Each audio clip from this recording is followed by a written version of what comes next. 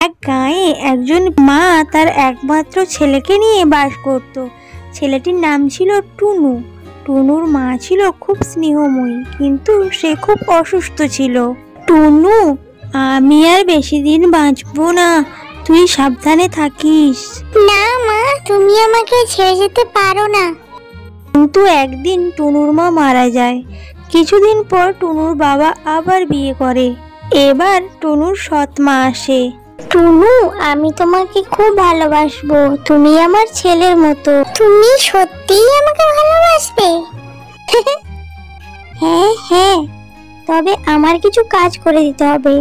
জঙ্গল থেকে কাঠ কেটে আনতে হবে। টুনু অনেক কষ্টে জঙ্গলে চলে গেল। আমি আর পারছি না, কেন আমার সাথে এমন হচ্ছে? তুমি কাঁদছো কেন?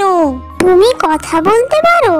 হ্যাঁ, আমি তোমাকে সাহায্য করতে এসেছি। তোমার সৎ মা তোমার সাথে অন্যায় করছে। হ্যাঁ, সে আমাকে অনেক কষ্ট দিচ্ছে। শোনো, আমি তোমার পাশে আছি। পাখিটি তারপর একটি মন্ত্র বলল। টুনু টুনু, চুপটি করো, দুঃখের দিন ফুরাবে সবে, ভালো সময় আসছে কাছে, তুমি দেখো সুখী হবে। টুনু, ভয় পেও না, আমি সব দেখছি। তোর বাবা শীঘ্রই সব জানবে। মা, তুমি তুমি কোথায় ছিলে? আমি সব সময় তোর সাথেই আছি, ভয় পাস না।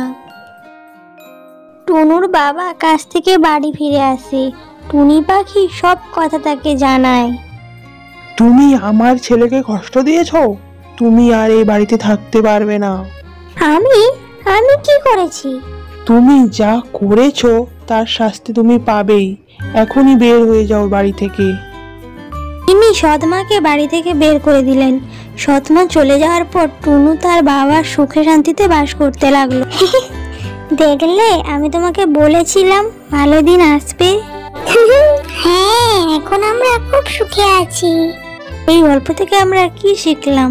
জীবনে দুঃখ যতই আসুক, ধৈর্য এবং বিশ্বাস রাখলে সুখের দিন ফিরে আসবেই।